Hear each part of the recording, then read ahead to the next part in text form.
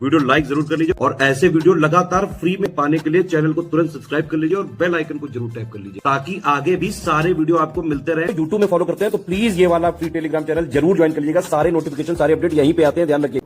नमस्कार दोस्तों, कैसे हैं आप सभी लोग। एग्ज़ाम प्रिपरेशन में मैं प्रियंका एक बार फिर से आप सभी का स्वागत करती हूं। आई होप आप सभी लोग अच्छे होंगे, बेहतर ढंग से प्रिपरेशन भी कर रहे होंगे। तो जैसा कि हम लोगों ने इंडियन पॉलिटी के क्वेश्चंस स्टार्ट किए हुए हैं, ये क्लास डेली रात को 9 बजे आती है, जिसमें आप यूपीपीएससी से रिलेटेड किसी भी एग्ज़ाम की प्रिपरेशन कर रहे हैं तो ये क्लास आपके लिए महत्वपूर्ण है, जिसमें हम लोग सेक्शन वाइज सारे क्वेश्चंस कवर कर रहे हैं। अभी हम लोग साइंस के 500 क्वेश्चन सॉल्व कर चुके हैं, इसके आगे अब पॉलिटी स्टार्ट की गई है। तो अगर आप न्यू हैं चैनल पर, विजिट कीजिए, आपको प्लेलिस्ट मिल जाएगी, आसानी से आपको सारे वीडियोज़ भी अवेलेबल रहेंगे। कोई भी प्रॉब्लम है आप कमेंट करके मुझसे पूछ सकते हैं। तो आपने अगर पिछली क्लासेस नहीं देखी है उनको भी देखिए। दोपहर 1 बजे क्लास आती है जिसमें मैं जीएस सेक्शन कवर कर रही हूँ, वो भी क्लास आप फॉलो कर सकते हैं। इसके अलावा अगर आप कंप्लीट प्रिपरेशन करना चाहते हैं यूपी पीसीएस की, आरओ री एग्ज़ाम की, या फिर अपकमिंग और भी न्यू वैकेंसीज़ हैं जैसे कि जूनियर असिस्टेंट है, एमपीपीएससी है, या यूपी पीसीएस 2025 के लिए भी आप प्री प्लस मेंस की प्रिपरेशन करना चाहते हैं, तो मैं आपको बताना चाहूँगी कि आप स्टडी फॉर सिविल सर्विसेज के पेड कोर्स को ज्वाइन कर सकते हैं, जिससे आप बेहतर ढंग से प्रिपरेशन एक ही जगह पर कर सकते हैं। कम समय में सारा स्टडी मटेरियल आपको मिलेगा। करंट अफेयर, जीएस, हिंदी, कोई भी सब्जेक्ट हो उसके लिए आपको कोई भी डाउट नहीं रहेगा।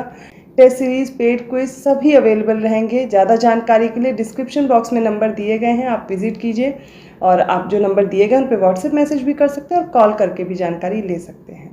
तो ये हो गई आपके कोर्स से रिलेटेड जानकारी। अब हम स्टार्ट करते हैं आज की अपनी क्लास। तो इस सीरीज़ में हम लोगों ने 65 क्वेश्चंस ऑलरेडी सॉल्व कर लिए हैं। आज 66 क्वेश्चन से हम लोग स्टार्ट करेंगे। तो पहला क्वेश्चन है, लोकसभा में अनुसूचित जनजातियों एसटी के लिए जिस राज्य में सर्वाधिक आरक्षित सीटें हैं वह कौन सा राज्य है। ऑप्शन ए है बिहार, ऑप्शन बी है गुजरात, ऑप्शन सी है उत्तर प्रदेश और ऑप्शन डी है मध्य प्रदेश। इसका राइट आंसर होगा ऑप्शन डी। मध्य प्रदेश में सबसे ज़्यादा एसटी के लिए आरक्षित या रिजर्व्ड सीटें हैं। अगला क्वेश्चन देखिए, 67वां क्वेश्चन है, निम्नलिखित कथनों में से कौन सा एक गलत दिया गया है। इसमें पहला ऑप्शन है, गोवा को 1987 में पूर्ण राज्य का दर्जा प्राप्त हुआ। ऑप्शन बी है, दीव खंबात की खाड़ी में एक टापू है।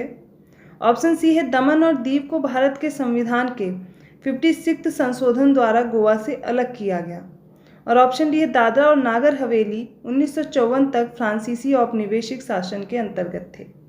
बताना है इसमें कौन सा उत्तर आपको गलत दिया गया। ऑप्शन ए इनकरेक्ट है, बाकी सारे सही होंगे।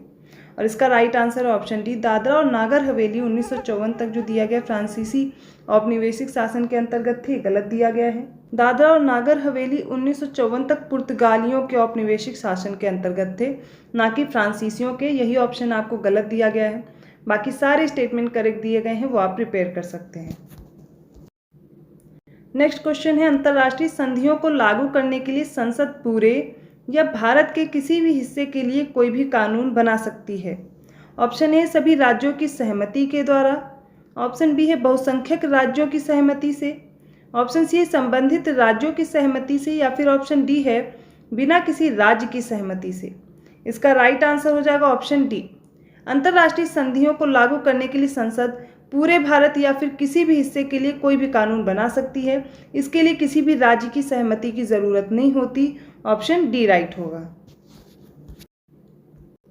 69वां क्वेश्चन है, 1935 के भारत सरकार अधिनियम की निम्नलिखित में से कौन सी एक मुख्य विशेषता नहीं है। ऑप्शन ए, केंद्र में साथ ही साथ राज्यों में द्वैत शासन। ऑप्शन बी है, द्विसदनीय विधानमंडल। ऑप्शन सी है, प्रांतीय स्वायत्तता, या फिर ऑप्शन डी है, एक अखिल भारतीय संघ। इसका राइट आंसर होगा ऑप्शन ए।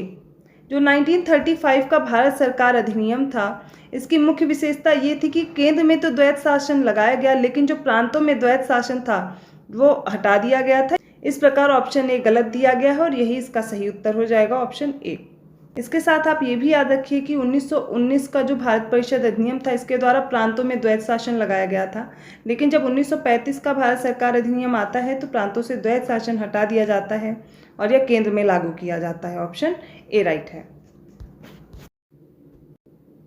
अगला प्रश्न देखिए, निम्नलिखित कथनों में से कौन सा एक धन विधेयक के बारे में सही नहीं है। एक करेक्ट नहीं है, बाकी सारे करेक्ट होंगे। तो ऑप्शन ए है, धन विधेयक संसद के दोनों में से किसी भी सदन में प्रस्तावित किया जा सकता है। ऑप्शन बी है लोकसभा अध्यक्ष यह निर्णय करने के लिए अंतिम प्राधिकारी है कि कोई विधेयक धन विधेयक है या नहीं। ऑप्शन सी है लोकसभा द्वारा पारित किसी धन विधेयक का राज्यसभा द्वारा 14 दिनों के अंदर लौटाया जाना और विचारार्थ भेजा जाना आवश्यक है। ऑप्शन डी है राष्ट्रपति किसी धन विधेयक को लोकसभा में पुनर्विचार के लिए नहीं लौटा सकता। इसमें से कौन सा इनकरेक्ट ऑप्शन है वो बताना है। ऑप्शन ए इसमें इनकरेक्ट है, वही राइट आंसर होगा, क्योंकि धन विधेयक केवल लोकसभा में प्रस्तुत किया जा सकता है, दोनों सदनों में नहीं प्रस्तुत होता। ऑप्शन ए इसीलिए राइट होगा। और कोई भी विधेयक धन विधेयक है या नहीं है इसके लिए लोकसभा अध्यक्ष निर्णय लेता है, उसी का अंतिम निर्णय होता है। और यह 14 दिनों के भीतर राज्यसभा द्वारा लौटाया जाता है, जब भी ये विचार के लिए भेजा जाता है। इसके अलावा राष्ट्रपति की सहमति से ही ये प्रस्तुत किया जाता है, अर्थात राष्ट्रपति ही धन विधेयक पर अपनी सहमति देते हैं तब ये लोकसभा में प्रस्तुत किया जाता है, इसलिए पुनर्विचार के लिए वापस भी नहीं कर सकते। ऑप्शन ए राइट है। 71वां क्वेश्चन है भारत का उच्चतम न्यायालय कानून या तथ्य के मामले में राष्ट्रपति को परामर्श देता है। ये कब परामर्श देता है? ऑप्शन ए अपनी पहल पर। ऑप्शन बी है तभी जब वह ऐसे परामर्श के लिए कहता है। ऑप्शन सी है तभी जब मामला नागरिकों के मूलभूत अधिकारों से संबंधित हो। और ऑप्शन डी है तभी जब मामला देश की एकता और अखंडता के लिए खतरा पैदा करता हो। इसका राइट आंसर देख लीजिए, आप सही करेंगे ऑप्शन बी। तो राष्ट्रपति जब परामर्श के लिए कहते हैं तभी भारत का उच्चतम न्यायालय उन्हें परामर्श देता है। इसके अलावा जो भी ऑप्शंस आपको दिए गए हैं वो इनकरेक्ट हैं, ऑप्शन बी राइट हो जाएगा। अगला प्रश्न है निम्नलिखित कर्तव्यों में से कौन से एक का भारत के नियंत्रक और महालेखा परीक्षक द्वारा पालन नहीं किया जाता। ऑप्शन ए है भारत की संचित निधि से होने वाले सभी व्ययों की लेखा परीक्षा करना और उनके संबंध में प्रतिवेदन प्रस्तुत करना। ऑप्शन बी है आकस्मिकता निधि और लोक लेखाओं से होने वाले सभी व्ययों की लेखा परीक्षा करना और उनके संबंध में प्रतिवेदन करना। ऑप्शन सी सभी व्यापार, निर्माण, लाभ और हानि लेखाओं की लेखा परीक्षा करना और उनके संबंध में प्रतिवेदन प्रस्तुत करना। ऑप्शन डी है सार्वजनिक धन की प्राप्ति और निर्गम का नियंत्रण करना और यह सुनिश्चित करना कि सार्वजनिक राजस्व राजकोष में जमा हो। इसका राइट आंसर हो जाएगा ऑप्शन डी सार्वजनिक धन की प्राप्ति और निर्गम का नियंत्रण करना और यह सुनिश्चित करना कि सार्वजनिक राजस्व राजकोष में जमा हो। ऐसा महालेखा परीक्षक द्वारा पालन नहीं किया जाता, ये कर्तव्य महालेखा परीक्षक का नहीं है। इसके अलावा तीनों ऑप्शंस आपको करेक्ट दिए गए हैं, ये आप लर्न कर सकते हैं। 73वां क्वेश्चन है अरुणाचल प्रदेश राज्य के संबंध में विशेष प्रावधान निम्नलिखित में से किस अनुच्छेद के अंतर्गत दिए गए हैं। ऑप्शन ए है article 371E, option B article 371G, option C है आर्टिकल 371H या फिर ऑप्शन डी है 371I। और इसका राइट आंसर आप सही करेंगे ऑप्शन सी। अरुणाचल प्रदेश के लिए जो विशेष प्रावधान दिए गए हैं वो आर्टिकल 371H में दिए गए हैं, ऑप्शन सी राइट होगा। अब 74वां क्वेश्चन देखिए भारतीय संसद किस रीति से प्रशासन पर नियंत्रण करती है। ऑप्शन ए है संसदीय समितियों के माध्यम से, ऑप्शन बी है विभिन्न मंत्रालयों की परामर्शदात्री समितियों के माध्यम से, ऑप्शन सी है प्रशासकों से आवधिक प्रतिवेदन भिजवाकर या ऑप्शन डी है कार्यपालिका का रिट जारी करने के लिए बाध्य करके। और इसका राइट आंसर आप करेंगे ऑप्शन ए। भारतीय संसद संसदीय समितियों के माध्यम से प्रशासन पर नियंत्रण करती है, ऑप्शन ए राइट होगा थ्रू पार्लियामेंट्री कमिटीज। 75वां क्वेश्चन है भारत में अल्पसंख्यकों के विषय में निम्नलिखित कथनों पर विचार कीजिए। पहला स्टेटमेंट है भारत सरकार ने प्रारंभ में 5 समुदायों यथा मुसलमानों, सिखों, ईसाइयों, बौद्धों और पारसियों को अल्पसंख्यकों के रूप में अनुसूचित किया है। सेकेंड स्टेटमेंट है 1993 में राष्ट्रीय अल्पसंख्यक आयोग को वैधानिक दर्जा दिया गया था। अब इसमें तीसरा स्टेटमेंट है भारत में सबसे छोटा धार्मिक समुदाय पारसी समुदाय है। फोर्थ स्टेटमेंट है भारत का संविधान धार्मिक और भाषाई अल्पसंख्यकों को मान्यता और संरक्षण देता है। इसमें कौन कौन से कथन आपको सही दिए गए हैं इन ऑप्शंस के माध्यम से आपको बताना है। इसका राइट आंसर देख लीजिए, हो जाएगा ऑप्शन डी। चारों स्टेटमेंट आपको सही दिए गए हैं, इनको प्रिपेयर करना है, ऑप्शन डी राइट होगा। 76वां क्वेश्चन है निम्नलिखित क्षेत्रों में से किस एक में राज्य सरकार का स्थानीय इकाइयों पर नियंत्रण नहीं होता। ऑप्शन ए है नागरिकों की शिकायतें, ऑप्शन बी है आर्थिक मामले, ऑप्शन सी है विधि निर्माण या फिर ऑप्शन डी है कार्मिकों के मामले में। इसका राइट आंसर होगा ऑप्शन ए नागरिकों की शिकायतें। 77वां क्वेश्चन है भारत में उच्च न्यायालयों के संबंध में निम्नलिखित कथनों पर विचार कीजिए। पहला स्टेटमेंट है देश में 25 हाई कोर्ट्स हैं, उच्च न्यायालय हैं। सेकंड स्टेटमेंट है उनमें से 3 का क्षेत्राधिकार एक राज्य से अधिक पर है। थर्ड स्टेटमेंट है किसी भी संघ राज्य क्षेत्र का अपना उच्च न्यायालय नहीं है। फोर्थ स्टेटमेंट है उच्च न्यायालय के न्यायाधीश 62 वर्ष की उम्र तक पद धारित करते हैं। कौन से वक्तव्य इसमें सही दिए गए हैं ये बताना है ऑप्शन के अनुसार। इसका राइट आंसर होगा देश में 25 उच्च न्यायालय हैं, सही दिया गया है। उनमें से 3 का जो क्षेत्राधिकार है वो एक से अधिक राज्य पर है। इसके अलावा उच्च न्यायालय के जो न्यायाधीश हैं 62 वर्ष की उम्र तक पद धारित कर सकते हैं।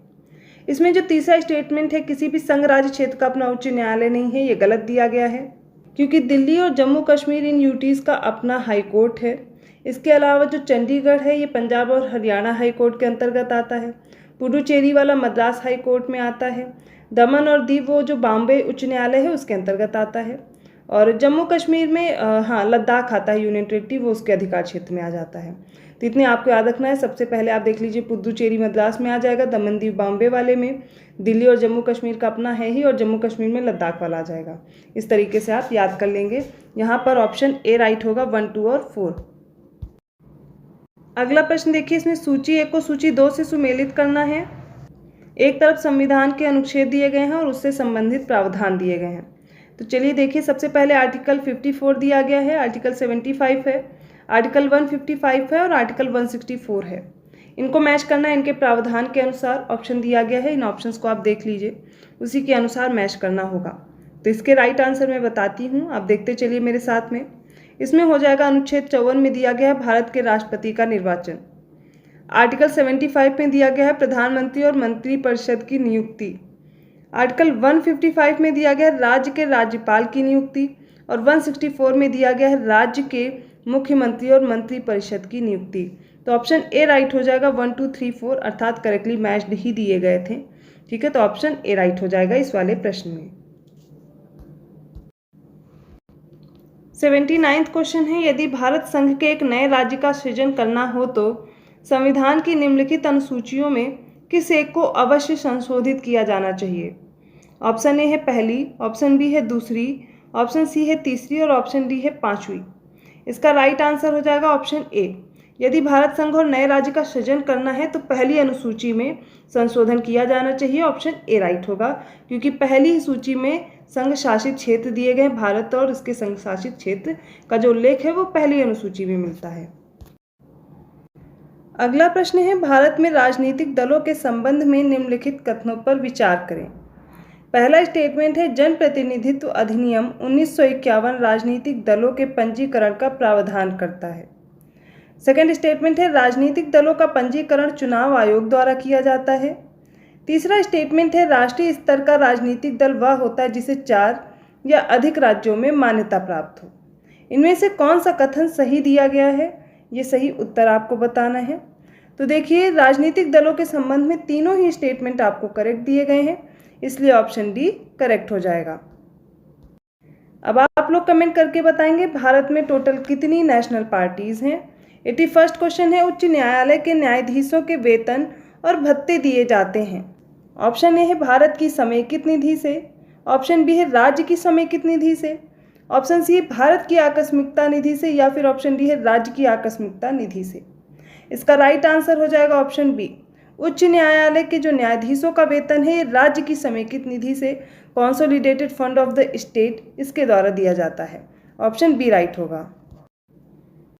82वां क्वेश्चन है, भारत के संविधान का प्रारूप तैयार करने वाली संविधान सभा के सदस्यों को ऑप्शन ए ब्रिटिश संसद द्वारा नामित किया गया था, ऑप्शन बी है गवर्नर जनरल द्वारा नामित किया गया, ऑप्शन सी है विभिन्न प्रांतों की विधानसभाओं द्वारा चुना गया, या फिर ऑप्शन डी भारतीय राष्ट्रीय कांग्रेस और मुस्लिम लीग द्वारा चुना गया था।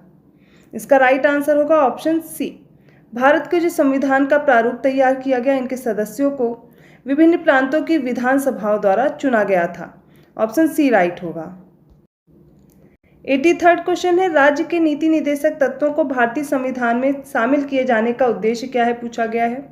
ऑप्शन ए राजनैतिक प्रजातंत्र को स्थापित करने के लिए, ऑप्शन बी सामाजिक प्रजातंत्र को स्थापित करने के लिए, ऑप्शन सी है गांधीवादी प्रजातंत्र को स्थापित करना, या फिर ऑप्शन डी है सामाजिक और आर्थिक प्रजातंत्र को स्थापित करने के लिए। इसका राइट आंसर हो जाएगा ऑप्शन डी। राज्य के नीति निर्देशक तत्वों को सामाजिक और आर्थिक प्रजातंत्र को स्थापित करने के लिए भारतीय संविधान में शामिल किया गया है। ऑप्शन डी राइट होगा।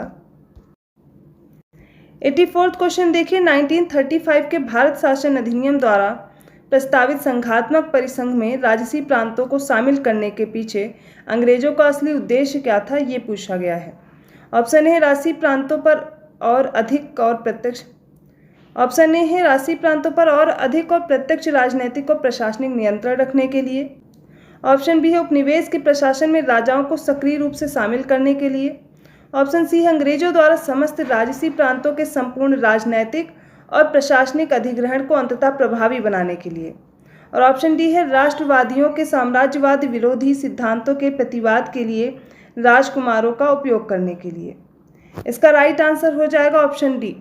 1935 के भारत शासन अधिनियम द्वारा जो संघात्मक परिसंघ में राजसी प्रांतों को शामिल किया गया, इसके पीछे अंग्रेजों का उद्देश्य था कि राष्ट्रवादियों के साम्राज्यवाद विरोधी सिद्धांतों के प्रतिवाद के लिए राजकुमारों का उपयोग इसमें किया जाए।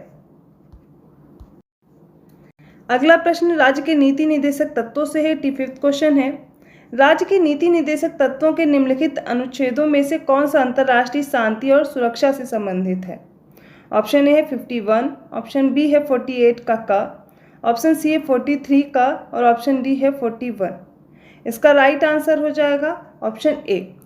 आर्टिकल 51 में दिया गया है अंतर्राष्ट्रीय शांति और सुरक्षा से संबंधित प्रावधान, तो ऑप्शन यहाँ पर ए राइट हो जाएगा। ये कुछ क्वेश्चंस हम लोगों ने पॉलिटी के आज और सॉल्व किए हैं। आई होप आपको समझ में आए होंगे। किसी भी क्वेश्चन में प्रॉब्लम है, मैं हमेशा बोलती हूँ आप मुझे कमेंट करके क्वेश्चंस पूछ सकते हैं, और अगर कोई करेक्शन भी होता है तो वो कमेंट सेक्शन में डाल दिया जाता है, आप उसे भी जरूर चेक कर लिया कीजिए। तो ऐसे ही और क्वेश्चन के साथ मैं मिलती हूँ अगले वीडियो में। आपको तब तक चैनल को सब्सक्राइब करना है, वीडियो को लाइक करना है, और लोगों को शेयर करते रहिए, और इससे पहले भी जो क्लासेस के प्लेलिस्ट बने हुए हैं उनको भी फॉलो करते रहिए। आपके एग्जाम पॉइंट ऑफ व्यू से वो भी इम्पॉर्टेंट है। तो मिलती हूँ अगली क्लास में, तब तक के लिए धन्यवाद।